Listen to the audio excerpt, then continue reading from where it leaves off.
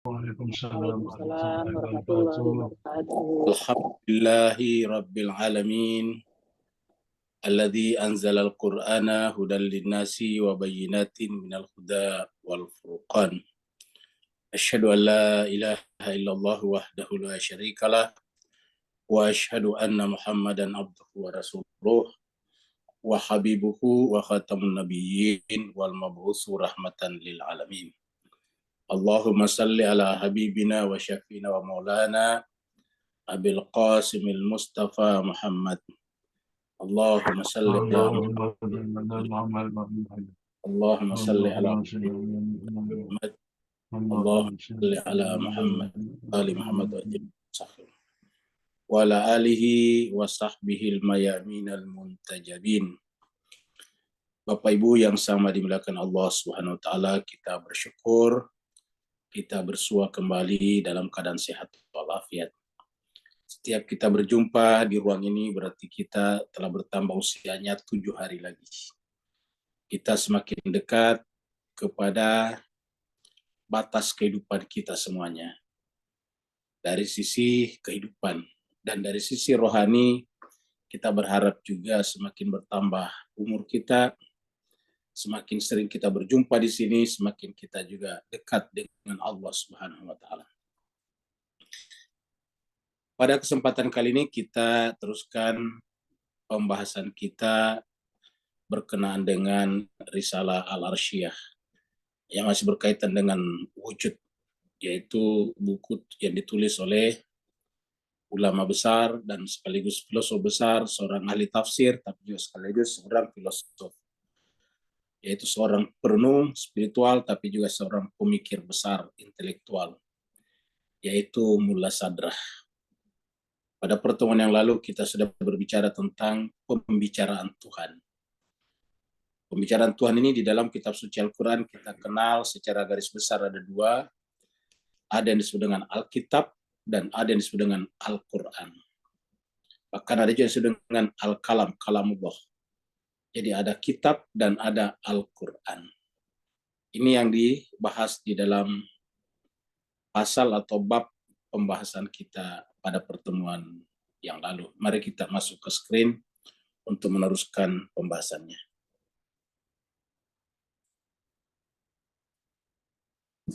Pada pertemuan yang lalu kita sudah sampai di sini nih, 27 Mei. Ya. Jadi ini berkaitan dengan kalam Allah. Jadi ini adalah judulnya. Ya. Prinsip yang ke-8 atau pasal yang ke-8. Prinsip yang ke-8 yaitu mengenai pembagian pembicaraan Allah, pembicaraan Tuhan. Jadi berkenaan dengan Al-Kalam ini, Al-Kalam, ya. Berkaitan dengan Al-Kalam, kalamnya Allah, pembicaraannya Allah. Pembicaraannya Allah ini secara garis besar nanti kita bagi dua, ada Alkitab dan ada Al-Quran. Karena di dalam membaca Al-Quran kita juga menemukan dua istilah ini, yaitu kita menemukan kata Alkitab bukan sekali dua kali tapi berkali-kali, sebagaimana kita juga menemukan kata Al-Quran bukan sekali dua kali tapi juga berkali-kali. Kenapa Allah menggunakan kata Alkitab dan kenapa Allah menggunakan kata Al-Quran? Allah SWT dalam berkata-kata tentu tidak pernah keliru. Allah juga berkata-kata tidak mungkin membuat kita menjadi confused, sengaja membuat kita bingung. Allah berkata-kata, setiap pilihan katanya punya makna yang berbeda dengan kata yang lain. Jadi salah satu sifat penting daripada arif, kaum yang bijaksana, atau para pemikir, kaum intelektual, adalah persoalan diksi. Diksi itu artinya pilihan kata, jadi kata-kata yang dipilih. Jadi kalau kita baca buku orang-orang yang mendalam ilmunya itu enak. Salah satu yang menyebabkannya enak itu adalah karena dalam memilih kata-kata itu mereka tidak sembarangan. Pemilihan-pemilihan kata atau diksi itulah yang menentukan arif tidaknya seseorang. Nah, ketika Allah memilih diksi Alkitab, itu pasti punya makna ketika Allah memilih diksi Al-Quran. Nah, inilah yang akan kita teruskan pembahasannya. Di pertemuan yang lalu kita sudah bahas di sini, sudah sampai di sini. Kita mulai sedikit dari sini, ya mana? Nah, jadi kita lebih baca sedikit, lebih cepat dari sini.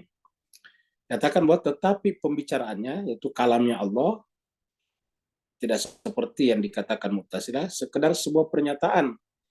Jadi menganggap hanya sekedar sebuah pernyataan untuk penciptaan suara-suara dan kata-kata yang menunjukkan mana-mana. Jadi artinya bahwa Tuhan itu tidak asal seperti itu. Tuhan dalam memilih kata itu punya makna, pilihan kata-kata dia kita sebut dengan diksi. Seluruh pembicaraan adalah pembicaraan Tuhan. Pandangan seperti itu tidak menolong di Mu'tazilah bahwa sama saja. Seperti usaha kaum Mu'tazilah kita sudah sampaikan sebelumnya dalam berkaitan dengan mazhab teologi, mazhab ilmu kalam.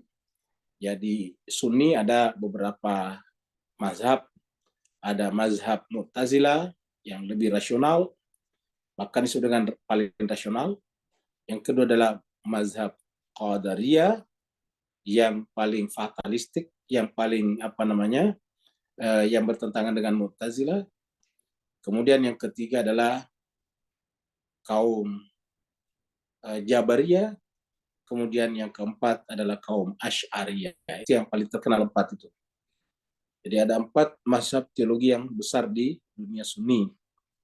Nah, di sini disebutkan seperti usaha kaum Mu'tazilah untuk membatasi pembicaraan Tuhan pada apa yang dibicarakan dengan niat memberi informasi kepada yang lain sebagai bagian dari Tuhan atau dengan niat penampilan mereka atas nama Tuhan. Ya. Karena segala sesuatu adalah darinya. Jika dengan restriksi ini mereka menginginkan sebuah pembicaraan tanpa perantara manusia seperti rasul apapun, maka ini juga menjadi mustahil. Karena Tuhan berbicara kepada kita kan ada perantaranya, itu nabi, rasul. Kalau tanpa perantaraan, mustahil. Bukan mustahil bagi Tuhan, tapi kita tidak mungkin.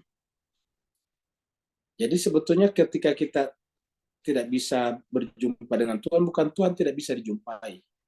Kitanya yang tidak sanggup menjumpai Tuhan. Peralatan-peralatan yang ada pada diri kita, indera dan akal kita tidak cukup untuk menjangkau Dia. Maka bukan berarti Tuhan tidak bisa dijangkau, kitanya yang tidak bisa menjangkau Dia. Jadi kata mustahil di sini, kitanya mustahil menjangkau Dia. Kalau hanya mengandalkan kekuatan kita sendiri. Karena dalam hal ini tidak akan terdapat suara atau kata-kata sama sekali. Karena kalau ada kata-kata dari Tuhan keluar, kan berarti Tuhan adalah benda, materi. Kalau ada suara-suara, ya kan berarti materi. Ingat yang mengeluarkan suara, kata-kata itu kan benda, materi. Kalau Tuhan mengeluarkan suara, berarti Tuhan materi. Karena dalam teori fisika kita tahu bahwa yang namanya suara itu keluar atau muncul dari 2 benda yang bergesekan. Jadi tidak akan ada suara atau kata-kata kalau tidak ada 2 benda yang bergeseran. Kalau kita berbicara itu kan harus ada pita suara. Pita suara kita itu adalah mengeluarkan suara karena gesekan-gesekan yang ada di tenggorokan kita. Jadi selalu harus ada gesekan namanya. Gesekan itu adalah 2 benda. Kalau bukan benda ya tidak bisa juga keluar suara. Nah kalau Tuhan bersuara kan berarti Tuhan terdiri daripada materi benda seperti itu. Tidak, pembicaraan Tuhan adalah ekspresi. Pembicaraan, maka dikasih tanda petik ini. Pembicaraan Tuhan adalah ekspresi penetapannya atas kata-kata yang sempurna dan penurunan ayat-ayat yang muhkamat dan mutasyabihat dalam pakaian kata-kata. Jadi sebetulnya ada makna yang diinginkan tetapi menggunakan pakaian. Pakaian apa? Pakaian kata-kata dan pernyataan-pernyataan, proposisi-proposisi. Kenapa? Karena kalau tidak begitu kita tidak bisa tangkap. Pertama, panca indera kita, misalnya telinga kita, kuping kita, hanya bisa mendengar suara. Kalau bukan suara tidak bisa. Ingat, telinga kita tidak bisa menjangkau warna. yang menjangkau warna itu adalah mata. Jadi kalau suara, kalau telinga ya suara, suara kata-kata. Dan suara itu supaya bisa didengar oleh telinga atau kuping, ya tadi kita sampaikan bahwa suara itu harus keluar dari dua benda yang bergesekan. Nah, maka sampai di situ kita tidak akan sanggup. Bukan berarti Allah tidak sanggup, tetapi kita tidak sanggup. Kenapa? Karena kalau Allah, Tuhan mengeluarkan suara, kata-kata, ya berarti Tuhan harus terdiri daripada materi. Nah, pertanyaannya adalah bagaimana kalau begitu menyampaikan kepada kita? Maka dia menyampaikan kepada kita melalui Rasul dengan menggunakan pakaian kata-kata dan pernyataan-pernyataan. Kenapa kata-kata dan terutama pernyataan-pernyataan berposisi? Karena tadi kalau suara tidak bisa dijangkau oleh kuping kita, telinga kita, maka kalau tidak berbentuk pernyataan, proposisi, kata-kata tidak tersusun dalam bentuk kalimat, kita tidak sanggup menangkapnya. Bapak Ibu sekalian, kalau kita berbicara satu sama lain, kenapa kita bisa saling memahami? Karena tanpa kita rasakan ada aturan dalam pembicaraan itu. Ada aturan kalimat namanya. Misalnya ada subjek, ada predikat. Nah, menentukan subjek dan predikat itu kan adalah pekerjaan akal. Bukan pekerjaan telinga, bukan pekerjaan kuping. Itu pekerjaan akal. Jadi, memilih mana subjek, mana predikat. Memilih mana fiil, mana fa'il, dan mana maf'ul. Itu harus ada kerja-kerja itu. Kerja-kerja itu adalah kerja-kerja intelek, kerja-kerja akal. Jadi ketika kita berkaitan dengan pembicaraan ataupun kata-kata, maka mau tidak mau kita berkaitan dengan dua hal, yaitu pendengaran, kuping, telinga, dan yang kedua adalah akal. Ini harus dua. Ya. Jadi walaupun kita dengarkan sesuatu, tapi kalau misalnya tidak ada subjek predikatnya, kita tidak ngerti. Makanya kalau kita mendengarkan suara kerbau melenguh, kita tidak tahu apa maknanya karena kita tidak tahu mana subjek, mana predikatnya. Kita sebut saja sebagai suara suara tok saja, suara ansih. Ya, kita sebutnya sebagai suara saja. Kita tidak ngerti apa yang dia katakan. Begitulah juga kalau burung-burung bercuit-cuit, kita tidak tahu apa yang dia katakan. Jadi oleh karena itu, pembicaraannya ini kalamnya adalah Al-Quran. Al-Quran. Jadi ketika belum mendapatkan pakaian kata-kata dan pernyataan, itu adalah Al-Quran. Ya. Nanti setelah dia mendapatkan pakaian kata-kata dan pernyataan, namanya Alkitab. Jadi Al-Quran itu adalah yang berada di balik Alkitab. Apa itu Alkitab? Yang bisa dijangkau oleh panca indera dan akal kita. Yang bisa dibaca panca indera kita terutama. Makanya Alkitab itu dua sebetulnya. Ada Alkitab yang tertulis dan ada yang jalan-jalan. Kan kalau orang juga Alkitab juga. Kalau dia perkataan dan perbuatannya itu adalah sejalan dengan fitrah, berarti dia adalah Alkitab juga. Kenapa? Karena bisa disentuh. Dia bisa berbicara kepada kita. Dia bisa mengeluarkan kata-kata itu. Jadi pada diri Nabi itu dua sekaligus pada diri Nabi.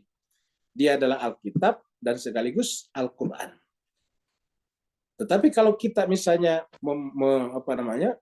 melihat tulisan seperti ini, ataukah kita lihat mushaf seperti contohnya ini hanya Alkitab saja. Kapan kita bisa mengertinya? Kalau kita baca, kan begitu, Al-Quran. Jadi tertulis seperti ini saja, terbandeling seperti sebuah buku, itu namanya Alkitab. Ingat, bahasa Arab Alkitab itu buku. Jadi buku. Di dalamnya apa? Kita tidak tahu kalau tidak bacanya. Jadi harus baca Al-Quran. Jadi untuk memahami isinya, membaca. Makanya Al-Quran itu disebut dengan Al-Quran karena harus dibaca terus-menerus agar kita bisa masuk dan masuk, menyelam dan terus menyelam ke kedalaman maknanya. Sebagai tulisan cuma satu macam ini aja. Jadi tulisannya cuma ini. Ma'asaba min musibatin. Ini siapapun bacanya sama. Dibaca oleh Nabi, dibaca oleh Imam Ali, dibaca oleh filosof seperti misalnya John Locke, seandainya dia bisa baca Arab, dibaca misalnya oleh kita, itu sama saja bacanya. Ma asaba min musibatin fil ardi wala fis sama illa fi kitabin min qabli an nabraha. Jadi itu adalah semuanya sama saja, ada sebagai kata-kata. Tetapi bagaimana kita memahaminya ini berbeda-beda setiap kita. Memahami kata-kata ini berbeda-beda setiap kita. Ya, setiap kita berbeda-beda. Ya. Jadi setiap kita berbeda-beda satu sama lain. Kenapa bisa berbeda-beda? Ya tergantung pada cara dan proses kita memberikan makna pada huruf-huruf dan kata-kata ini. Ada tadi yang berbicara? Tidak Jadi, ada. tidak ada. Ma asaba min musibatin, tidak ada yang menimpa. Ini hanya kata-kata. Nah, kita harus memberikan proses pemanaan dengan cara membaca dan membaca terus-menerus. Nah, gitu.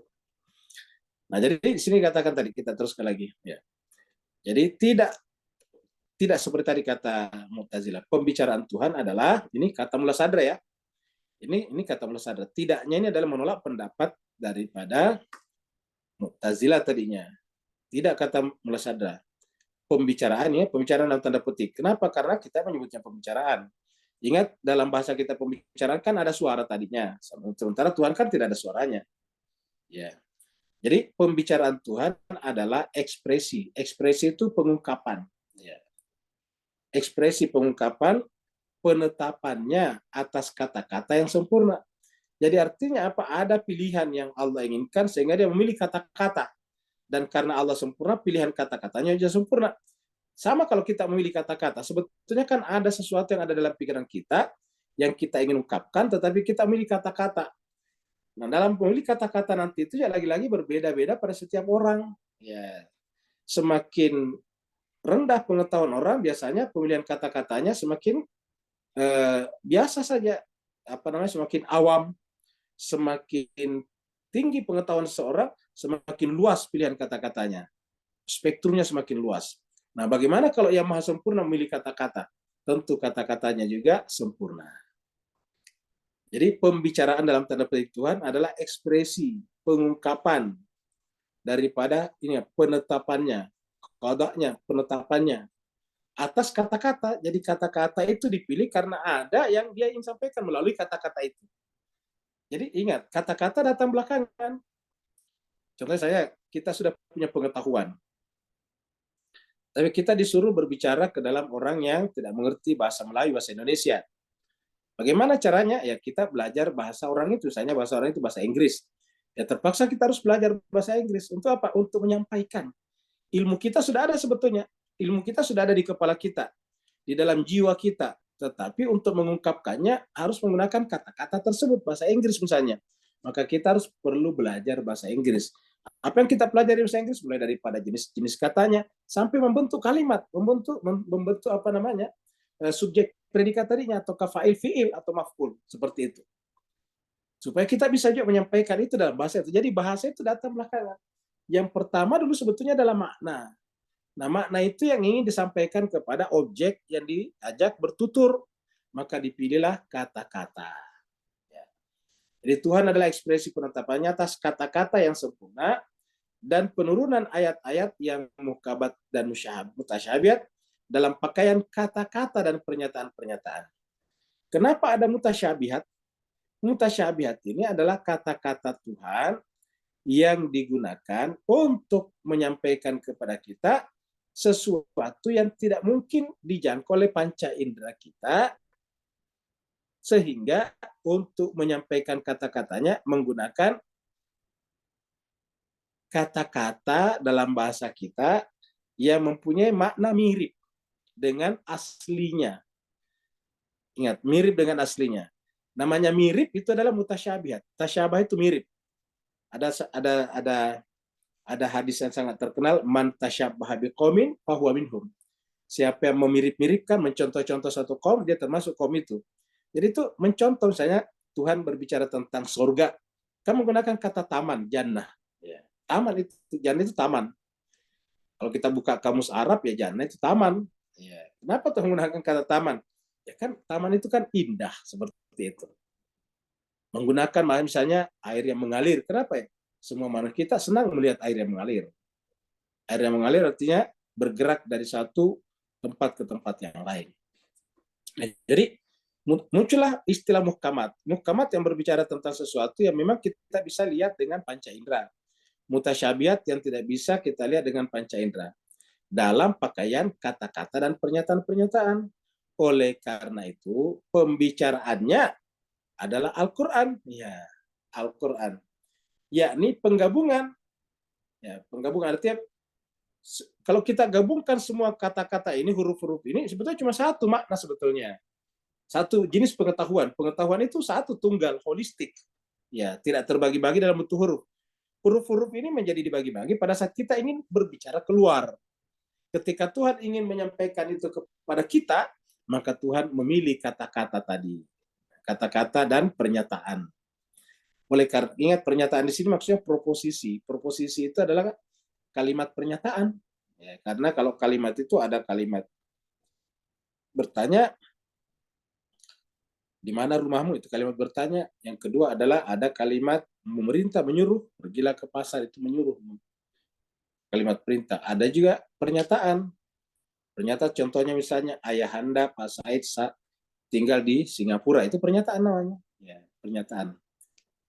Jadi apa namanya, Zoom diadakan setiap sore Sabtu untuk filsafat, itu adalah pernyataan.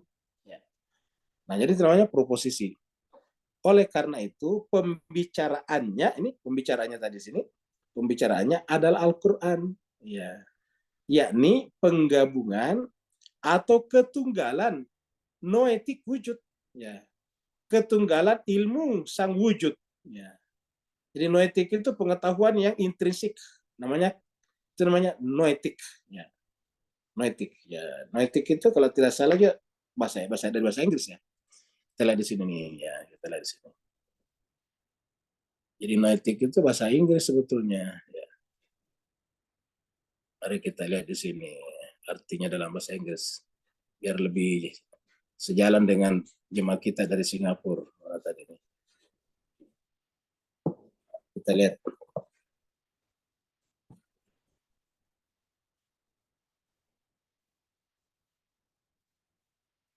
Nah, misalnya kita tulis noetik.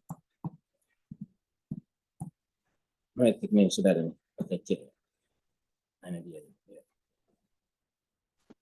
Ini adalah noetik. Ya, kalau artinya noedik ya, tulisan bacanya. Ya, noedik. Sekarang kita lihat terjemahannya ini, noetik. Ya. Kalau ini terjemahan ini niskala. Ya. Mujarad, abstrak, rohani. Ya, begitu ini artinya daripada noetik tadi ini. Ya. Jadi noetik ini artinya dari bahasa kita niskala.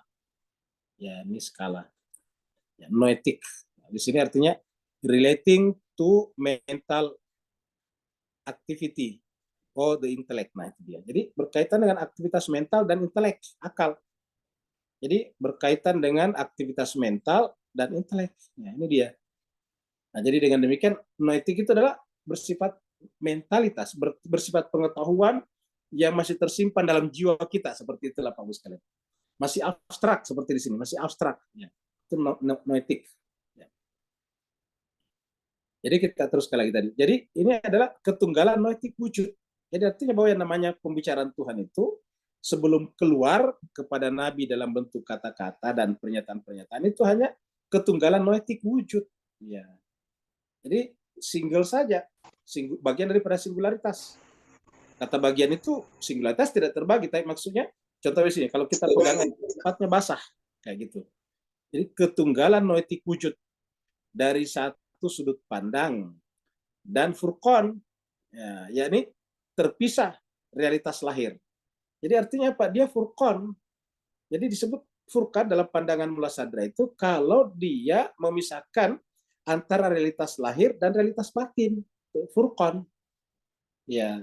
Jadi makanya kalau kita lihat dalam Al-Quran dikatakan syahrul Ramadan alladzi unzila fihil Quran hudal linnasi wa bayyinatin minal huda wal furqan gitu. Jadi Al-Quran itulah bisa menjadi pembeda. Realitas-realitas kapan? Apabila kita bisa paham di dalamnya melalui membaca tadi kata-kata, pernyataan-pernyataan yang tertera di dalam buku yang disebut dengan Alkitab. Membaca atau proses membaca, memaknai itu adalah namanya iqra, qara'a yaqra'u. Nah, jadi Al-Quran disebut Al-Quran apabila kita membacanya, memaknainya, mentadaburinya. Ketika proses itu tidak ada, membaca itu artinya mengikuti kata demi kata, pilihan kata demi pilihan kata, dan pernyataan-pernyataan yang tersusun dari kata-kata itu kemudian melahirkan makna. Jadi ini di sini ada proses apa? Indra dan akal tadinya. Indra dalam memperhatikan kata-katanya, pernyataan-pernyataannya, kalimat-kalimatnya, dan akal adalah menghubungkan satu bagian kalimat dengan bagian kalimat yang lain, mana subjek, mana predikat, mana keterangan, mana fa'il, mana fi'il, mana fa'il, dan mana maf'ul, dan seterusnya. Nah, jadi kita sudah lihat. Kita sampaikan ini pauskan supaya jelas bagi kita bahwa begitu pentingnya membaca sebetulnya. Makanya kan ayat pertama muncul itu membaca Iqra. Karena dengan Iqra itulah kita sebetulnya menanjak dari alam dunia, alam kata-kata menuju kepada alam makna-makna. Kita beranjak dari alam materi menuju kepada alam non-materi. Itulah mi'raj sebetulnya. Jadi membaca itu adalah melakukan proses mi'raj maknawiyah. Kita telah mi'raj. Jadi kalau kita cuma melihat Al-Quran sebagai tulisan, ya kita hanya melihatnya dari alam bawah. Kita melihatnya sebagai benda, sebagai materi. Kan kata-kata kan materi ini. Ya. Baik ketika diucapkan ataupun ketika dituliskan itu materi tadi. Karena ketika diucapkan ada suara, suara adalah benda materi. Ketika dituliskan, tulisan ini adalah benda, yaitu tinta yang kita coret-coretkan di atas kertas. Ini yang warna hitam adalah tinta, kemudian tempatnya dicoret ini tinta adalah kertas. Kertas adalah materi, tinta juga adalah materi, seperti itu. Ya. Jadi bukan di situ utamanya, tapi kita harus melalui pintu itu masuk. Tidak boleh kita menafikan pintunya. Jadi kita tidak bisa masuk ke dalam kalau tidak melalui pintunya, tidak melalui yang zahir yang kelihatan, seperti itu. Menafikan pintu atau yang nampak berarti sama dengan tidak akan membawa kita kemana-mana. Jadi furqan yang terpisah, realitas lahir dari sudut pandang yang lain. Sekarang baru kita masuk yang baru. Sebagai Al-Quran atau realitas noetik batin wujud, realitas noetik. Realitas noetik itu realitas batin, realitas mental, ya realitas abstrak yang belum berbentuk kata-kata, belum berbentuk pernyataan-pernyataan. Ya. Seperti kalau Bapak Ibu sekarang mendengarkan saya ceramah, pasti di dalam pikiran Bapak Ibu sekalian pasti tersimpan sesuatu di benaknya. Ya, tertimpa sesuatu di benaknya. Ya, sesuatu itu adalah berbentuk noetik namanya. Dan kapan Bapak Ibu pilihkan kata-kata pada saat akan bertanya. Ketika akan bertanya, memilihlah kata-kata. Membuatlah pernyataan-pernyataan. Kata-kata dan pernyataan itulah yang bisa kita semuanya dengarkan. Ketika Bapak Ibu semuanya diam, bukan berarti Bapak Ibu tidak berpengetahuan. Berpengetahuan, tapi kita semua tidak tahu pengetahuannya karena belum dikomunikasikan. Belum ada belum ada komunikasi. Komunikasi itu antara satu orang dengan orang lain adalah berbentuk kata-kata dan pernyataan-pernyataan. Pembicaraan Tuhan berbeda dari kitab. Nah, kita lihat makanya berbeda dari kitab. Ya. Jadi sebagai Al-Quran atau realitas noetik, batin wujud, dan induk dari kitab. Jadi inilah induknya sebetulnya. Kitabnya beda, induk daripada kitab. Ya, induk kitab. Kitab dan induknya beda. Induk kitab. Ya. Ummul kitab, ingat kata-kata ummul kitab. Jadi ada namanya ummul kitab. Ya, ini adalah ada induk kitab. Jadi ummul kitab itu kan induk, ibu. Ummu itu kan ibu. Ummul kitab, induk kitab. Ya. Ingat yang namanya ibu itu hakikat diri kita. Jadi contohnya kalau kita dilihat, orang melihat kita. Walaupun saya di laki-laki, tapi hakikatnya saya adalah ibu saya. Kenapa? Karena saya dari ibu. Jadi walaupun saya secara zahir laki-laki, tapi hakikatnya perempuan. Kenapa? Ya dari perempuan. Ya. Tidak bisa keluar kita sebagai laki-laki nih kalau tidak dari perempuan. Kita dari darah dagingnya perempuan. Ya. Kita berkembang di dalam rahim wanita ibu kita, dan yang tumbuh dari satu sel menuju menjadi bayi yang siap lahir, itu adalah semuanya dari darah daging ibu kita. Jadi walaupun kita laki-laki, ya hakikatnya kita adalah darah daging ibu kita. Jadi kita laki-laki, hakikatnya perempuan. Seperti itu. Pembicaraan Tuhan berbeda dari kitab. Ya. Karena kitab termasuk dalam dunia penciptaan. Kitab itu maksudnya dalam teori penciptaan materi. Ya ingat yang tadi kita katakan, kitab itu materi, benda. Kitab termasuk dalam dunia ciptaan, dunia lahir. Ya. Nah di sini kita lihat ini ada kutipan dari surat Al-Ankabut. Dan engkau Muhammad tidak pernah membaca sesuatu kitab sebelum Al-Quran. Dan engkau tidak pernah menulis satu kitab. Nah artinya apa? Nabi Muhammad tidak pernah membaca kitab, artinya membaca buku. Ya. Nabi tidak pernah membaca buku sebelumnya. Juga tidak pernah menulis. Yang menulis kan berarti perbuatan materi dengan tangan kananmu. Sekiranya engkau pernah membaca dan menulis, niscaya ragulah orang-orang mengingkarinya. Nah, jemaah sekalian, kita coba lihat ini surat Al-Ankabut ayat 48. Kita lihat di sini. Mana tadi ini?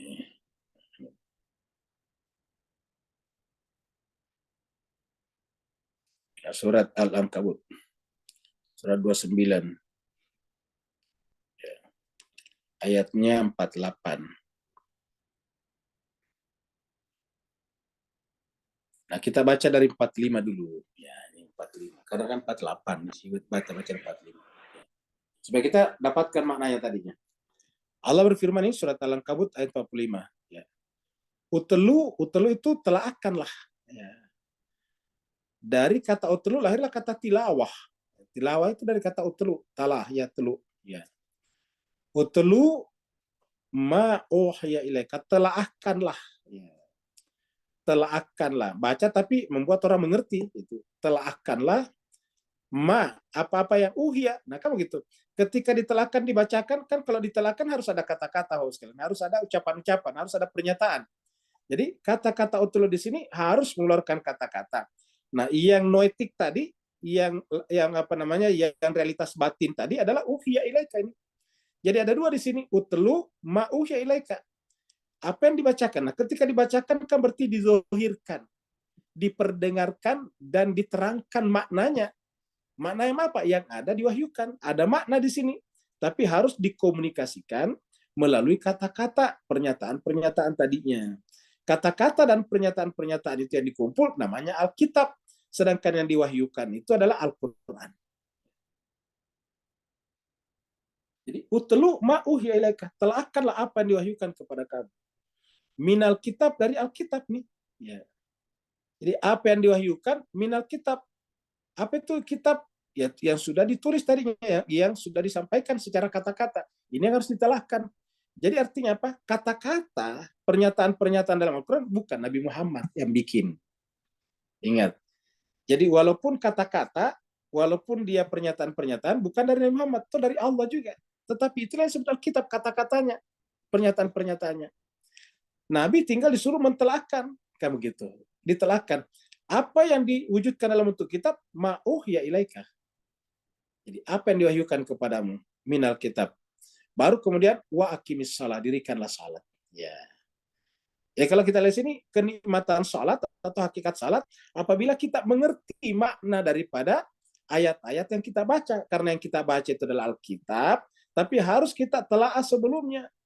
Kalau kita baca Fatihah, ya berkali-kali, beratus-ratus, beribu kali kita baca Fatihah sepanjang usia kita, ya kita tidak akan terbawa kepada doa dalam Al-Fatihah. Karena kita tidak tahu siapa yang dimaksud dengan surat al-ladzina an'amta alaihim. Kan banyak sekali Bapak Ibu yang membaca Al-Fatihah, kan tidak ngerti siapa yang surat al-ladzina an'amta alaihim.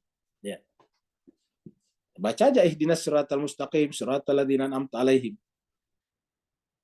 Tidak mengerti.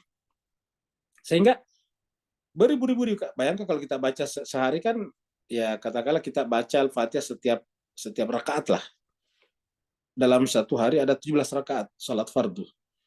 Jadi satu hari itu baca 17 kali Al-Fatihah, itu baru salat fardunya, salat wajibnya. Belum salat sunatnya. Coba kalau ditambah dengan salat sunatnya, lebih banyak lagi, 50 lah. 50 rakaat satu hari. 50 kali baca Fatihah satu hari, berarti 10 hari sudah 500 kali, satu bulan berarti 1.500, kan begitu? Bayangkan, satu bulan kita 1.500 kali baca Fatihah. 1.500 kali 12 kalau satu bulan. Ya, 1.500. 15.000, sekitar 18.000. Jadi dalam satu tahun itu sekitar 18.000 kali kita baca Al-Fatihah. Itu Cuma sholat fardu dan sholat rawatib tadinya, dan sholat tahajud. Jadi 18.000 kali 1 tahun. Bayangkan kalau kita sudah sholat selama 10 tahun misalnya. Jadi berapa? 150.000. Ya. Kalau kita sudah 40 tahun, ya 40 tahun kali 4 lagi. Luar biasa. 4 kali 150.000. Jadi 600.000 kali kita baca Fatihah. Tapi kok kenapa kita tidak terantarkan kepada siratal mustaqim? Ya karena kita tidak tahu siapa yang maksud dengan siratal ladina. Sirat itu adalah mudaf, alladina mudafun ilaih. Alladina itu orang. Dalam bahasa Arab itu kalau alladina itu orang. Jalannya orang-orang. Nah, kalau kita tidak siapa orang-orang an'amta alaihim, ya kita tidak akan pernah. Kita membaca Al-Fatihah 600.000 kali, tapi tetap kita berada di belakangnya orang-orang yang durhaka kepada Allah. Kita tetap berada di belakangnya orang-orang yang menjual agama untuk kepentingan kerajaan dan kekuasaan pada saat itu. Ya. Jadi oleh sebab itulah utlu ma'uhiya ilaika minal kitab. Ya. Jadi bacakanlah, telahkanlah apa yang diwahyukan kepadamu dalam bentuk Alkitab. Wa aqimis shalah, baru dirikan salat, baru enak tuh salat itu.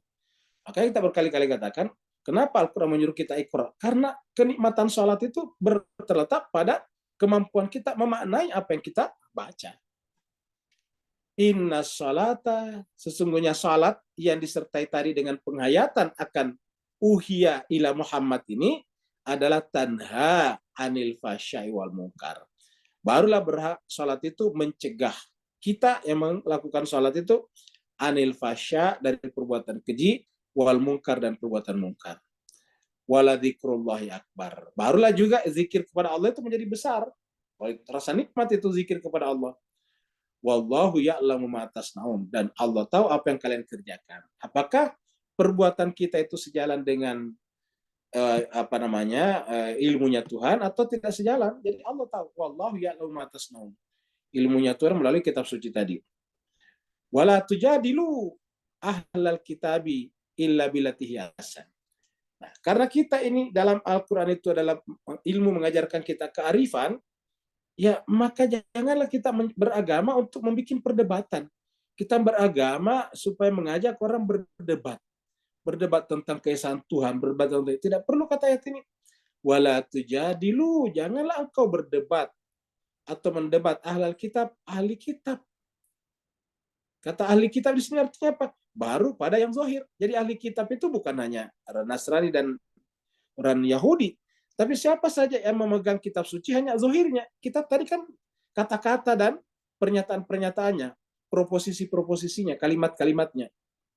Jadi ingat, ahli kitab itu siapa saja yang mengaku mengimani kitab suci, tapi belum tentu dia mengerti isinya. Makanya terhadap mereka itu, la tujadilu ahlal kitab. Janganlah engkau mendebat ahli kitab itu. Illa kecuali billati, dengan cara ahsan. Illa billati hiasan, kecuali dengan cara yang baik. Jadi kalau kita berdebat ya dengan cara baik. Apa artinya cara baik? Bukan mencari kemenangan, tapi untuk menyampaikan kebenaran yang kita pahami. Setelah itu, ya tidak ada masalah kalau dia tidak milih seperti kita pilih. Ya, jadi tadi sudah dengan billati hiasan. Illal ladzina zalamu minhum, kecuali orang-orang zalim. Ini kan orang-orang pasti orang ini. Alladzina orang-orang. Suratal ladzina pasti orang-orang. Illal ladzina zalamu, kecuali orang-orang yang zalamu minhum, dari kalangan mereka. Wa qulu, dan katakanlah. Maksudnya orang-orang yang zalim pun juga cukup kita berkata kepadanya, amanna billadzi unzila ilaina, kami mengimani apa yang diturunkan kepada kami, wa unzila ilaikum, dan yang diturunkan kepada kalian. Seperti itu. Quran kami, kitab suci, kitab kami sama saja dari Allah. Ya. Jadi kami mengimani apa yang diturunkan kepada kami, dan kami mengimani apa yang diturunkan kepada kalian. Wa ilahuna wa ilahukum wahid. Tuhan kami, Tuhan kalian sama, yaitu sama, tunggal, satu. Maksudnya Tuhan kami, Tuhan kamu sama saja. Wahid itu artinya sama saja. Wa nahnu, dan kami lahu terhadap yang sama, itu yang satu itu muslimun, berserah diri. Baru kemudian wa kadzalika anzalna ilaikal kitaba. Maka begitulah kami turunkan kepadamu Alkitab, karena dengan Alkitab itu bisa digunakan sebagai alat komunikasi antara satu orang dengan orang lain. Falladzina atainahum, maka adapun orang-orang yang kami berikan kepadanya Alkitab, Alkitab lagi, yu'minuna bihi, mereka beriman kepadanya. Ya, jadi yang namanya mendapatkan Alkitab artinya menerima Alkitab itu sebagai suatu kebenaran, ya tentu dia beriman kepadanya. Wa min haula'i, dan di antara mereka itu may yu'minu bi, ada yang beriman kepadanya.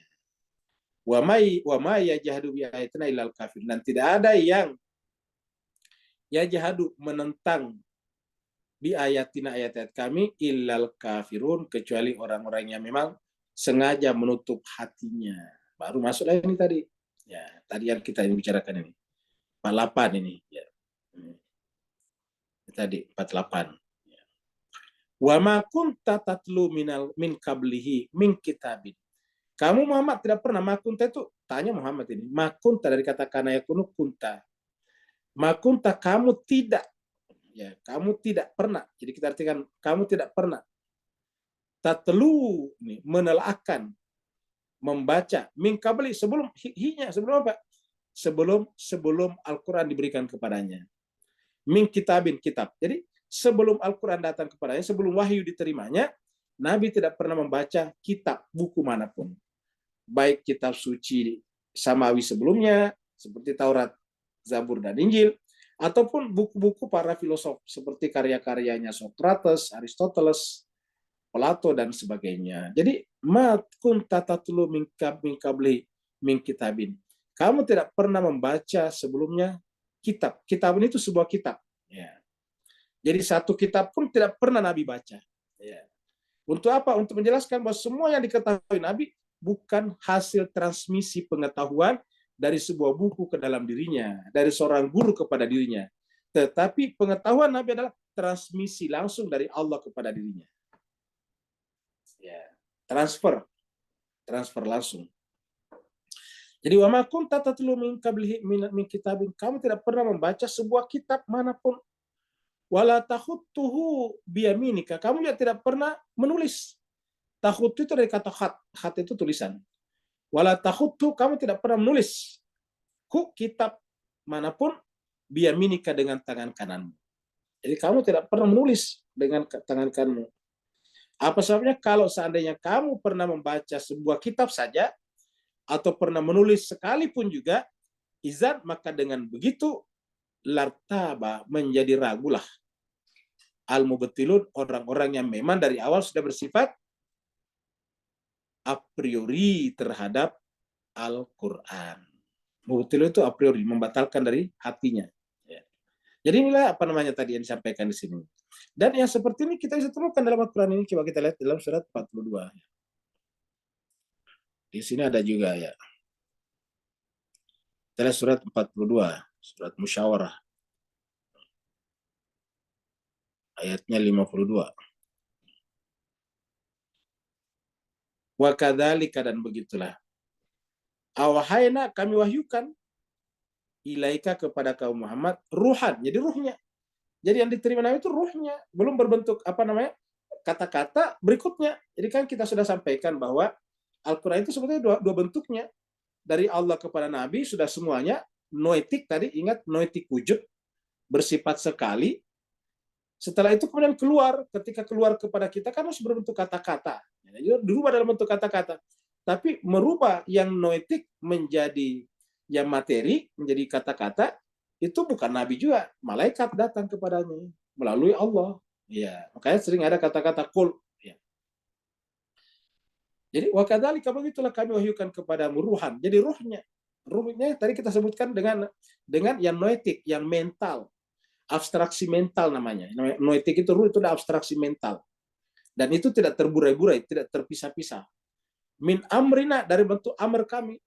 Apa dalam bentuk amr kami? Belum berbentuk khalq. Kan lawannya amr kan khalq. Ya. Kalau kita buka di sini kan kita pernah lihat surat Al-A'raf, ya. Di situ kan ada dua macam. Ya. Surat 54, ya, bukan 45, 54 ini. Nah, di sini nanti ada kata-kata ini panjang dari atas. Inna rabbakumullahu alladzi khalaqas samawati wal ard Sebenarnya Tuhanmu adalah Allah yang menciptakan langit dan bumi, dan seterusnya. Baru di bawah sini ada. Nih. Ala, camkanlah, ketahuilah, ingatlah, catatlah, lahu, Allah mempunyai apa? Al-khalq wal amru. Nah, ini al-khalq wal amru. Yang khalq ini adalah yang dijangkau oleh panca indera, yang amru ini adalah yang bersifat noetik tadi, yang bersifat abstraksi mental. Ya, jadi ala lahul khalq wal amru. Ketahuilah Allah itu adalah punya al-khalq dan punya amr ini. Ya, ini dia. Mana tadi ayat yang satu, sorry ini nih, kita pindah ke sini tadi. Nah, ini dia. Jadi amr nih. Amrina. Yang satunya kan tadi kan ini kita lihat ini khalq. Al-khalq wal amr. Nah, kita lihat lagi sini nih. Ini ada amr. Sedangkan ini adalah khalq dan amr. Jadi Tuhan itu punya dua. Ala, ketahuilah, catatlah, ingatlah. Lahu, dia punya al-khalq wal amru. Al-khalq dan al-amr. Khalq ini adalah yang bisa didengar, kalau suara itu bisa didengar. Kemudian al-amr hanya berhenti di mental. Ya, apa namanya? Domainnya domain mental. Sedangkan di sini domainnya domain panca indera. Ya, ini khalq. Jadi ada khalq dan ada amr. Tabarakallahu rabbul alamin. Ya. Nah, jadi sekarang Allah berkata di sini, ya. Wa kadzalika auhayna ilaika ruhan min amrina. Jadi amr bukan khalq. Ya, yang diwahyukan tadi itu. Makunta sama tadi yang kita baca di sini. Ini tadi ini surat Al-Ankabut. Makunta juga ini. Ya. Wa makunta ini. Makunta tatlu min qabli min kitabin. Di sini juga ini ada. Ya. Syuratan ini ya. Makunta tadri mal kitab. Kamu tidak pernah tahu mal kitab. Apa itu Alkitab? Nah, ini Alkitab di sini sudah secara spesifik kitab-kitab samawi karena ada alif lam ma'rifahnya. Kalau tadi di sini menggunakan bukan minal kitab, kan harusnya minal kitab, tapi min kitabin ini adalah nakira, bukan ma'rifah. Artinya tidak pernah membaca buku manapun, tidak pernah membacakan atau mentelahkan kepada orang buku manapun sebelumnya min qablihi. Jadi ini menggunakan kata nakira di sini, kitabin. Tapi kalau di sini sudah menggunakan bentuk ma'rifah ini. Ya. Mana tadi? Ma kunta tadri ma al-kitab. Ini pakai alif lam di sini. Al-kitabu. Ma kunta tadri mal kitabu. Kamu tidak pernah tahu apa itu Alkitab. Maksudnya tidak pernah tahu, tidak, kata-kata tadri tidak pernah menjangkau, tidak pernah meliputi. Kenapa? Karena tidak pernah belajar. Walal iman, begitu juga tentang iman. Al-iman maksudnya definisi iman. Menerangkan apa itu walal iman. Walakin akan tetapi ja'alnahu, kami jadikan apa tadi itu? Ruhan min amrina. Kami jadikan ruh ini sebagai apa? Nur, cahaya. Jadi kenapa bisa cahaya? Karena di jiwa. Dia adalah domain mental, domain jiwa, domain hati. Yang kita sebut tadi noetik wujud. Jadi walakin ja'alnahu nuran. Kami jadikan dia sebagai nur, cahaya. Nah, yang kami berikan hidayah, petunjuk bihi dengannya. Manasya. Jadi orang bisa dapat petunjuk bukan dari yang tertulis, tetapi yang bersifat rohani. Tetapi ingat, kita tidak bisa masuk ke alam rohaninya kalau tidak melalui alam jasmaninya. Kita tidak bisa masuk dalam alam maknawinya kalau tidak melalui alam kata-katanya. Gitu Pak sekalian. Di Indonesia kita katakan kalau begitu nggak perlu kita baca Quran. Oh, salah juga.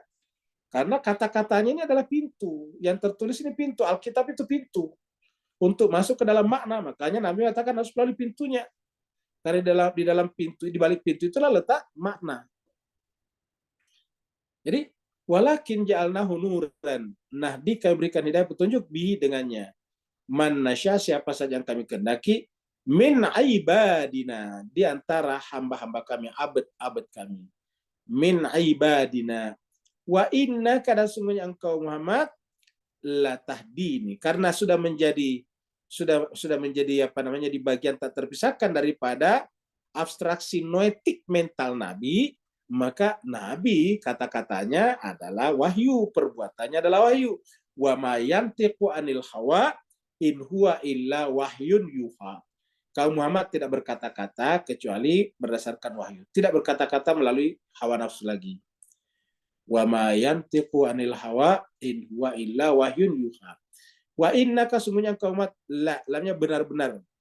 la tahdi, benar-benar memberikan petunjuk. Wa innaka, sungguhnya kau Muhammad benar-benar tahdi, memberikan petunjuk, hidayah tahdi, ila, kepada siratin mustaqim, kepada jalan yang lurus. Ila siratin mustaqim, kepada jalan yang lurus. Ya, dengan apa tadinya? Dengan Al-Quran dulu, sebab ini Al-Quran bukan Alkitab. Alkitab di sini, Al-Quran tadi di sini. Ya. Auhayna ilaika ruhan, karena dia adalah amr. Ya, seperti itu. Jadi saya kira jemaah sekalian berbahagia sudah jelas ya, kita balik ke sini. Ya. Jadi kita ulangi, dan engkau Muhammad tidak pernah membaca sesuatu kitab sebelum Al-Quran, dan engkau tidak pernah menulis satu kitab dengan tangan kananmu. Sekiranya engkau pernah melakukan itu, maka niscaya orang-orang yang tadi bersifat apatis terhadap Al-Quran, bersifat pesimistik dari awal terhadap Al-Quran, akan mengingkarinya. Ya, niscaya orang-orang al-mubtilun itu akan mengingkarinya. Alam kabut apa tadi? Pembicaraannya termasuk dalam alam perintah. Tadi kita lihat ini. Pembicaraan termasuk alam perintah, ini amr. Jadi auhayna ilaika ruhan min amrina, alam perintah ini namanya. Alam perintah, amr. Namanya saya amr. Ya. Kadang diterjemahkan dengan urusan, padahal amr ini perintah, alam perintah. Ya. Jadi alam perintah. Yakni modalitas wujud noetik. Nah, jadi ini adalah modalitas wujud noetik. Dan tempatnya adalah hati dan dada. Ini. Tempatnya bukan di panca indera, tempatnya adalah di hati dan dada kemanusiaan. Dada itu kesadaran sebetulnya. Di dalam hati dan kesadaran. Karena dada ini kan terjemahan daripada sadar, sudur. Ya. Sebagaimana firman-Nya, firman Allah, yang diwatur oleh Ar-Rahman, Ar-Ruhul Amin, ke dalam hatimu Muhammad. Surat Asy-Syu'ara, surat 26, surat 20, Asy-Syu'ara ini harusnya 26. Ayatnya 193, 194. Mari kita lihat. Asy-Syu'ara, ya. Kalau 23 itu Al-Mu'minun. Nah, ini di Asy-Syu'ara ini. Asy-Syu'ara ini. Ya. 26. Ayatnya tadi adalah 193 sampai 194 ya.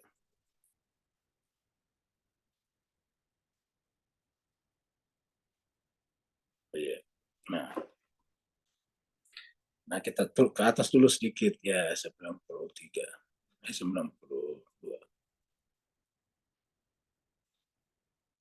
Wa innahu, dan sungguhnya Al-Quran itu la tanzil, benar-benar tanzil Rabbil Alamin, turun dari sisi Allah SWT. La tanzilu Rabbil Alamin. Tanzilu Rabbil Alamin di sini tanzilnya, ya. Jadi turunnya. Ini kata-kata tanzil di sini. Tanzil di sini adalah isim. Rabb di sini adalah mudhafun ilaih. Ya, jadi dua kali di sini. Di sini terap ini adalah mudhaf. Ini adalah mudhafun ilaih. Ini terap ini adalah mudhaf, dan ini adalah mudhafun ilaih. Jadi bisa 2-3, bahkan bisa berurut-urut berapa. La tanzilu Rabbil Alamin. Sungguhnya dia, Al-Quran adalah benar-benar tanzilu Rabbil Alamin. Adalah sebuah yang diturun, sesuatu yang turun atau diturunkan ataukah turunan dari Rabbul Alamin. Seperti itu. Kalau di sini diartikan benar-benar diturunkan. Ya, diturunkan. Jadi diturunkan oleh apa? Oleh Allah SWT ini. Diturunkan oleh Tuhan seluruh sekalian alam. Ya, harusnya la tanzilu mir rabbil, tapi ini tidak ada minnya. Jadi ini adalah mudhaf ilaih. La tanzilu rabbil alamin, makanya dia ke bawah. Ya, dia adalah majrur. La tanzilu rabbil alamin, benar-benar adalah tanzil. Tanzilnya siapa? Tanzilnya Rabb. Bukan kan tanzilnya siapa? Tanzilnya Rabbul Alamin. Tanzilnya. Jadi apa itu namanya? Bentuk caranya Allah turun, dalam bentuk turun.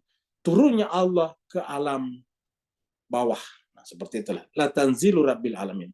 Melalui apa? Melalui Al-Quran. Karena zatnya Tuhan kan tidak bisa seperti itu. Maka hanya melalui wahyu dan kata-kata kitab tadi. Jadi wa innahu la tanzilu Rabbil Alamin. Nazala, yang membawanya turun siapa? Nazala bi, yang membawanya turun adalah bihi, ia adalah Ar-Ruhul Amin, ruh yang terpercaya. Kenapa Ruhul Amin yang membawanya? Karena kan juga adalah ruh tadi. Ini ingat tadi di sini nih. Ya, ingat tadi di sini surat Musyawarah. Ini tadi ruhan. Wa kadzalika auhayna ilaika ruhan. Karena yang dibawa ruh, maka yang membawanya harus ruh juga ini. Ya. Ruh itu artinya non materi, bagian daripada amar tadinya. Alam amarnya itu alam perintah Tuhan, bukan khalq. Nazala bihi ruhul amin. Turun dengannya ar-ruhul amin. Ruhul amin. Ya. Kenapa kan dibawa adalah ruh min amri rabbina. Ala kalbika, kepada kalbumu. Nih, kaknya Muhammad. Jadi nazala diturunkan atau turun bihi dengannya ar-ruh. Ya, jadi ruh turun bersama dengan Al-Qur'an itu, ruh al-amin turun bersama dengan Al-Qur'an itu kepada siapa? Ala kalbika, kepada kalbumu. Ya, itu yang tadi disebut dengan noetik, wujud. Ya, yang bersifat maknawi. Ala kalbika. Ya. Nanti ini turun pertama dari kalbunya Nabi nanti keluar ke kita. Nah, lahirlah tadi kata-kata. Perhatikan Mas sekalian. Jadi kepada kalbunya Nabi itu kita sebut dengan langit pertama, langit dunia. Nanti dari situ turun ke sini. Ibaratnya itu adalah air awan menggumpal di dalam kalbunya Nabi. Setelah itu kemudian turun dalam bentuk hujan menyirami daratan yang mati, seperti itu. Jadi ala kalbika litakuna minal mundzirin, agar engkau bisa menjadi al-mundzir, pemberi peringatan. Litakuna minal mundzirin, agar engkau bisa menjadi al-mundzirin. Litakuna minal mundzirin. Bilisanin Arabiyyin mubin. Nah, nanti keluarnya apa? Bilisanin Arabiyyin. Jadi waktu disebut dengan ini munzir sudah memberi peringatan. Ingat, perhatikan. Li untuk, kan kablika. Ini adalah hatinya. Tapi untuk apa? Apakah disimpan dalam hati Nabi saja? Enggak, karena Nabi itu kan bukan hanya Nabi, dia adalah Rasul juga. Kalau dia hanya Nabi untuk dirinya sendiri saja, ya nggak apa-apa. Tetapi ini adalah litakuna, supaya dia menjadi pemberi peringatan. Nah, supaya bisa memberi peringatan kan harus ada komunikasi, harus ada bahasa. Bahasa apa yang dipakai? Ya bahasa Arab ini. Bilisanin Arabiyyin mubin. Jadi yang turun di dalam kalbunya Nabi, begitu dari kalbu keluar sebagai peringatan kepada manusia di sekitar kita dan terhadap kita sekarang, maka harus ada pilihan kata, bahasa, pernyataan tadi. Bilisanin Arabiyyin mubin. Dengan dipilih bahasa Arab yang nyata, yang benar. Jadi kata-kata bilisanin Arabiyyin mubin artinya orang Arab yang ahli pada saat itu tahu. Kita waktu membahas kemarin apa itu namanya tuh surat Al-Kafirun, salah satu tokoh yang datang kepada Nabi Muhammad kepada Abu Thalib itu pamannya Nabi adalah namanya Walid bin Mughirah. Walid bin Mughirah itu salah satu penyair yang terkenal dan dia sangat fasih bahasa Arab. Artinya kalau dia salah ini bahasa yang datang yang disampaikan Nabi, udah habis digoreng, dikuliti. Sudah habis dikritisi. Nah, mereka tidak bisa menemukan kekurangan-kekurangan dalam bahasa Nabi Muhammad Al-Qur'an. Padahal mereka adalah ahli bahasa. Ingat, walaupun pada saat itu masih banyak orang tidak bisa menulis, tapi bukan berarti tidak ada yang menulis. Karena setiap tahun ada namanya Festival Ukasa. Festival Ukasa itu adalah mereka yang menang puisinya digantung di Ka'bah. Dan ini kita tahu bahwa Arab itu salah satu brandingnya itu adalah puisi, syair, pintar bersyair. Bilisanin Arabiyyin mubin, dengan bahasa Arab yang nyata. Maksudnya bahasa Arab itu sesuai dengan kaidah bahasa Arab yang benar. Wa innahu lafi zuburil awwalin. Nah, sungguhnya Al-Quran itu benar-benar pada zuburil awalin, lembaran-lembaran di awal. Jadi setelah kemudian keluar, lalu kemudian ditulis, maka berbentuklah lembaran-lembaran atau zubur, seperti mana sebelumnya disebut dengan suhufil ula, seperti itu. Jadi yang dibawa turun oleh Ar-Ruhul Amin, yaitu Jibril, ke dalam hati Muhammad. Dan firman-Nya, sebenarnya Al-Quran itu adalah ayat-ayat yang jelas di dalam dada orang-orang yang berilmu. Ingat, berilmu. Al-Ankabut, kita kembali ke Al-Ankabut tadi, sambungannya tadi. Tadi kita bahas sampai 49. Ya, sekarang kita balik ke sini. Ya. Kita kembali ke sini nih. Al-Ankabut tadi nih. Yang paling di awal nih tadi kita buka. Wa ma kunta tatlu min qablihi min kitabin wala takhutuhu biyaminika. Jadi kamu tidak pernah menelaah, membaca sebuah buku manapun sebelumnya min qablihi wala takhutu, dan kamu tidak pernah menulis biyaminika dengan tanganmu, izan, karena kalau kamu melakukan itu, lartabu, pasti tambah ragulah orang-orang yang mubtilun, yang memang berusaha untuk membatalkan, berusaha untuk menolak Al-Quran itu. Maksudnya punya alasan. Ya. Bal, tetapi yang benar ialah. Nah, ini. Yang benar ialah, huwa, dia adalah Al-Quran itu adalah ayatun bayinatun.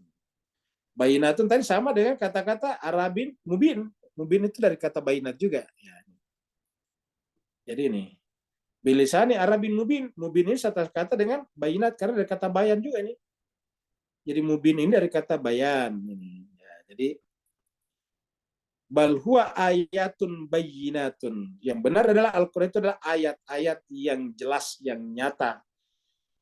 Fi suduril ladina utul ilmi. Jadi kapankah disebut Al-Quran? Ketika berada di dalam sudurnya orang-orang yang diberikan ilmu. Dan siapakah yang sempurna memiliki ini? Tentu manusia sempurna, insan kamil, manusia suci. Ya. Jadi kata-kata fi suduril ladina utul ilma, tidak semua ulama yang dimaksud di sini. Ya, siapa yang dimaksud di sini? Adalah ulamanya, para ulama yang mereka bukan hanya alim, tapi mereka juga adalah hatinya suci, sehingga hatinya siap menerima semua yang ada di dalam jiwa Nabi. Fi sudur, di dalam dada kesadaran. Alladzina utul ilma wa ma yajhadu, dan tiadalah yang mengingkari, tiadalah yang men-challenge, tiadalah yang menolak bi ayatin ayat kami kecuali zalimun, kecuali dia sengaja menolaknya karena menzalimi dirinya sendiri. Kalau coba dia menghilangkan hijab-hijab egonya, hijab-hijab kepentingan materi dan dunianya, niscaya mereka akan menemukan pada Al-Quran itu kebenaran. Maka dikatakan, kalau ada yang menentangnya, itu pasti zalim. Maksudnya zalim itu dirinya terhijab. Wa ma yajhadu bi ayatina illa zalimun.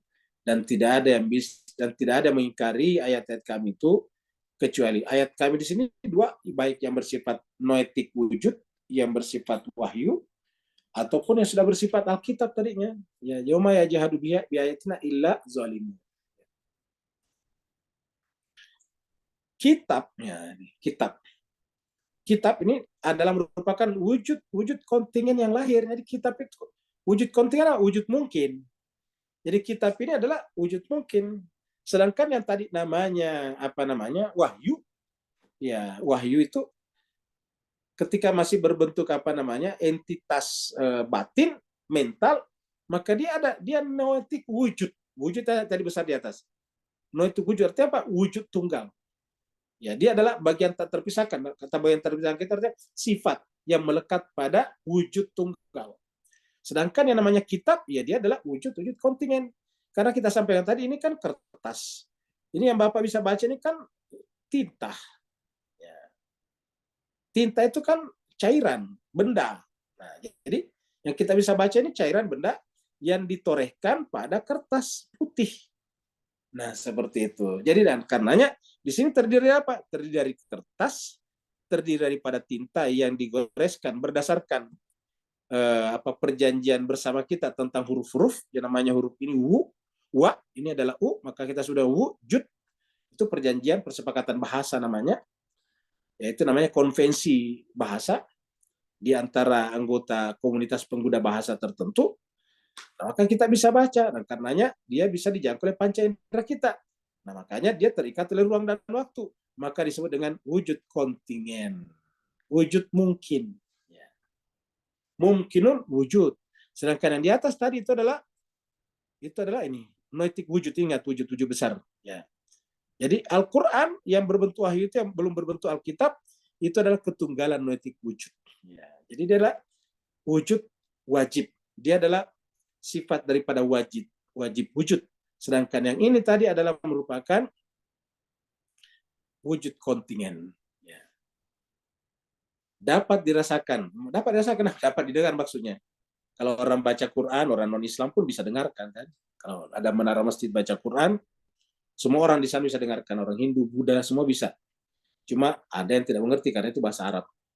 Jadi dapat dirasakan setiap orang, maksudnya dapat didengarkan setiap orang, dapat dilihat, dipegang oleh setiap orang.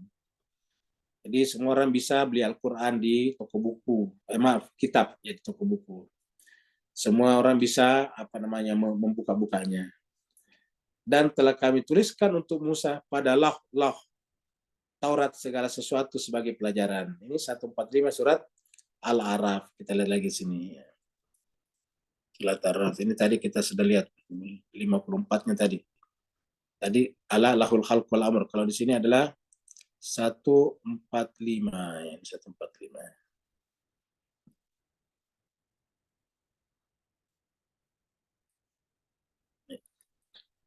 Wa katabna lahu fil alwah ya. Dan kami telah menuliskan kata benak. Kami tuliskan kata baik kan, kata baik itu menulis. Kenapa menggunakan kata kami? Ya karena tadi melalui penulis yang ditunjuk oleh Nabi. Wa katabna dan kami tulis lahu padanya. Lahu itu untuk Musa yaitu wahyu yang kami berikan kepada Musa di mana fil alwah dalam lembaran-lembaran. Lauh ya. Jadi di dalam lembaran-lembaran. Kalau di sini dulu itu batu tulis ya. Mungkin memang dulu batu tulis ya. Ya dulu waktu awal-awal kita lepas daripada kolonialisme juga masih banyak nulis pakai batu. Mungkin di Malaysia juga, mungkin di Singapura juga. Kalau di Indonesia dulu termasuk waktu saya masih SD, elementary school itu pakai batu tulis juga. Jadi dulu kita nulis di papan, tapi papannya itu papan kecil, kita dikasih satu-satu orang. Berbentuk batu, alat tulisnya batu juga. Kalau kita goreskan di situ, muncullah kayak warna, muncullah tulisan, nanti dihapus lagi gitu. Jadi fil alwah. Maka lahu fil alwah min kulli syai'in, segala sesuatu. Maksudnya isinya segala sesuatu. Kandungan daripada tulisan itu, daripada huruf-huruf itu, kata-kata itu, pernyataan itu adalah segala sesuatu. Semua aspek kehidupan manusia, semua dimensi kehidupan manusia. Min kulli syai'in. Mau'idatan, sebagai pelajaran. Jadi sini tadi menunjukkan sebagai hal, sebagai pelajaran. Ya. Mau'idah itu sebagai pelajaran. Agar kalau kita mengajak orang dengan menggunakan ini, ud'u ila sabil rabbika bil hikmati wal mau'idah. Ini wal mau'idah. Wal mau'idatil hasanah, itu dari sini. Mau'idatan wa tafsilan, tapi sekaligus penjelasan, menguraikan. Likulli syai', jadi segala sesuatu. Jadi dia adalah menjelaskan segala mencakup segala sesuatu dan menjelaskan segala sesuatu tersebut. Ya. Jadi penjelasan atas segala sesuatu ini tidak perlu kita cari di luar. Di mana? Ya di Quran, karena dia adalah min kulli syai'in dan sekaligus tafsilan likulli syai'in. Dia menjelaskan segala, dia adalah mencakup segala sesuatu dan juga menjelaskan segala sesuatu. Fakhudha, maka peganglah dia Al-Quran itu, kitab suci itu baik-baik, sekuat-kuatnya, bikuatin. Dalam hal ini tadi adalah Nabi Musa itu Taurat. Dan ini berlaku untuk kita juga, karena ini Al-Quran sudah diratifikasi ke dalam Al-Quran. Taurat tadi. Fahuza, maka peganglah, bikuatin dengan sekuat-kuatnya. Jadi inilah yang harus kita pegang sekuat-kuatnya. Jadi Bapak sekalian, kalau kita di sini menjadikan Al-Quran sebagai segala-galanya, yang begitu ini Al-Quran. Fahuza, peganglah kitab suci itu bikuatin dengan sekuat-kuatnya. Wa'mur kaumaka, dan juga perintahkan, minta kaummu juga. Ya'khuzu, juga berpegang teguh kepadanya, bi ahsannya, dengan sebaik-baiknya juga. Bikuatin dengan sekuat-kuatnya, bi ahsannya, dengan sebaik-baiknya. Jadi ini Bapak sekalian menjelaskan kepada kita bahwa kita tidak boleh keluar dari Al-Quran sebetulnya. Berislam dengan benar, ya berquran. Semua yang tidak sejalan Al-Quran berarti tersingkir. Tidak boleh dijadikan sebagai bagian daripada Islam. Hanya dijadikan sebagai pelajaran saja. Saurikum. Saya akan memperlihatkan kepada kalian daral fasiqin. Jadi artinya, ketika kita sudah membaca Al-Quran dengan baik, berpegang dengan kuat, maka tersingkaplah. Bukan hanya tersingkap Allah, tetapi semua. Seperti kata Imam Sadiq, kau melihat manusia, tapi hakikatnya adalah monyet. Seperti itu. Saurikum, saya akan perlihatkan kepada kalian. Daral fasiqin. Darah itu bisa diartikan di sini, dar rumah, kampung bisa, tapi bisa juga jasadnya. Al-fasiqin, orang-orang fasik. Saya akan perlihatkan kepada kamu bagaimana orang fasik itu nampak pada zahirnya, dar al-fasikin. Ya. Jadi sudah 1/5.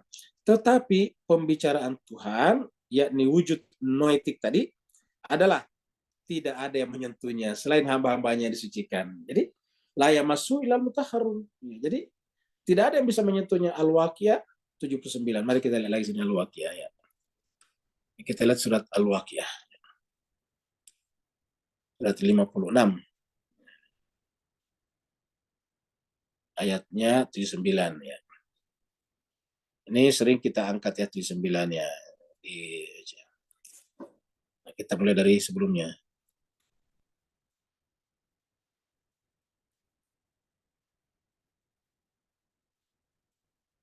Innahu sungguhnya dia yang diwahyukan itu la Quran, benar-benar Al-Quran. Jadi yang diterima Nabi yang diwahyukan tadi auhayna ilaika itu adalah la Quran, benar-benar Al-Quran. Karim yang mulia. Jadi Quran yang mulia, yang mana yang wahyu itu yang berasal dari Allah. Copy paste dari sisi Allah. Innahu la Qur'anun mubin, la Qur'anun karim fi kitabim maknun. Fi kitabim maknun. Dalam sebuah kitab yang terpelihara dengan baik. Nah, kitab yang dimaksud di sini bukan kitab yang kita punya, tetapi di sisi Allah Subhanahu wa taala. Jadi di sini kitab yang dimaksud adalah yang ada di sisi Allah Subhanahu wa taala. Kenapa? Karena ini la yamassuhu. Jadi ada 2 kitab. Yang kita bicarakan tadi adalah kitab seperti zalikal kitab, sedangkan di sini fi kitabin adalah yang ada di sisi Allah Subhanahu wa taala. Disebut dengan kitab Lauh Mahfuz. Fi kitabim maknun la yamassuhu illal mutahharun. Yang tidak akan ada yang bisa menyentuhnya, maknanya kecuali al-mutahharun. Kalau misalnya Al-Qur'an sebagai bentuk kitab, buku ya semua orang bisa menyentuhnya. Dijual umum di toko-toko buku kok. Orang yang tidak beragama juga bisa membelinya untuk mempelajarinya. Tetapi khusus untuk maknanya di dalam la yamassu illal mutahharun, tidak akan bisa menyentuhnya kecuali al-mutahharun. Orang yang tersucikan, ingat kata-kata tersucikan. Dan yang tersucikan itu dibatasi. Innama yuridullah liyudhiba ankum rijsa ahlal bait wa yutahhirakum tatahira. Yutahhirakum mensucikan, yang disucikan namanya mutahhar. Orang yang disucikan mutahhar. Jadi harus haknya di sini di fathah, mutahhar, disucikan. Ya.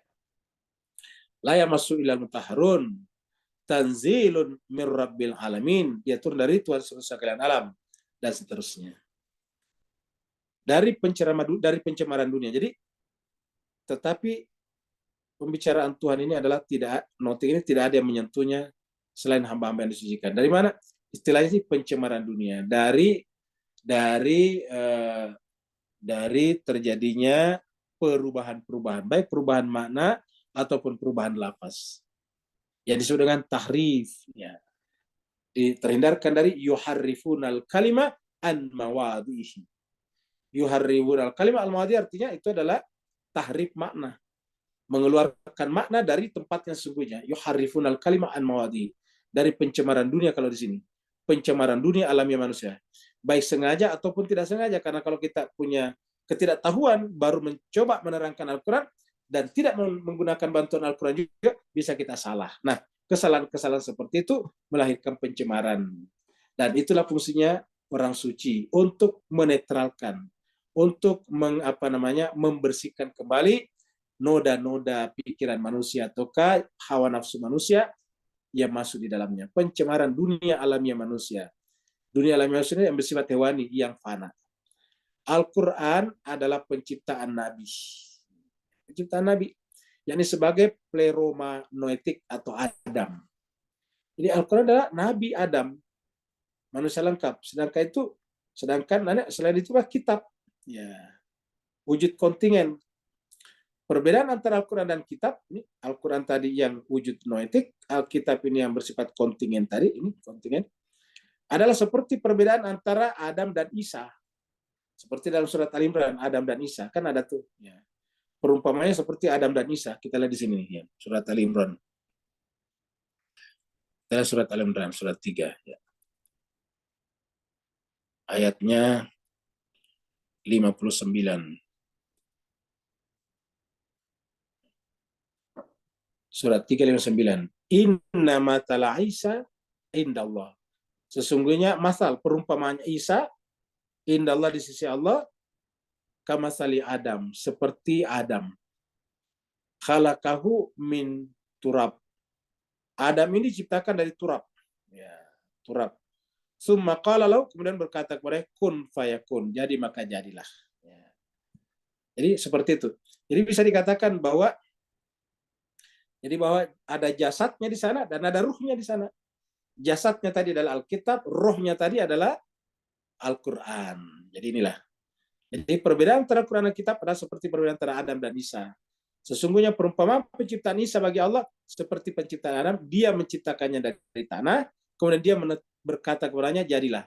Jadilah maka jadilah ini adalah bersifat rohani, sedangkan dari tanah tadi adalah yang sifatnya jasmani. Jadi Al-Quran itu punya jasadnya dan punya jiwanya juga.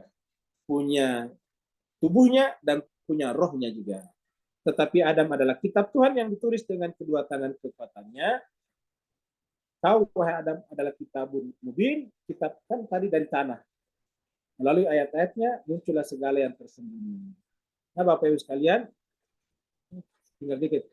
Isa di sisi lain adalah firman-Nya. Kan tadi kun fayakun. Jadi Adam itu adalah ibarat jasadnya dari tanah tadi.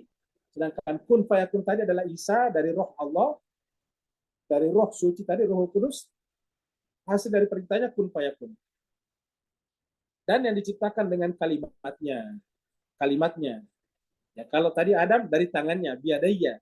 Kalau ini adalah dari kalimatnya. Yang disampaikannya kepada Maryam, dan dengan tiupan rohnya darinya. Ini surat An-Nisa 1. Apa yang diciptakan dua tangan Tuhan tidak dapat disamakan dalam derajat keutamaan dengan sesuatu yang ada melewati dua huruf. Yaitu perintah kana ini. Kana yakunu, kun. Ini dari kata kana yakunu. Huruf kana. Huruf ka dan na. Kana, perintah Tuhan, ya jadilah.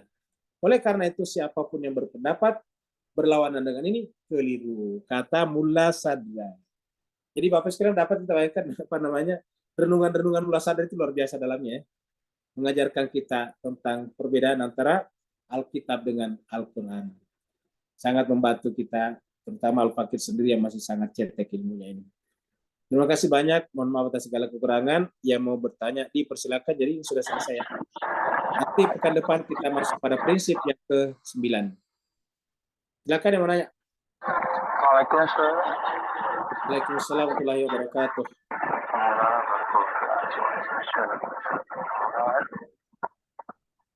Beri pencerahan dan panduan bagaimana kita kalbu kita mengqur'ankan dan menciptakan saat kita ziarah Imam Hussein alaihissalam, supaya saya batin kita hadir, sedar dan sadar.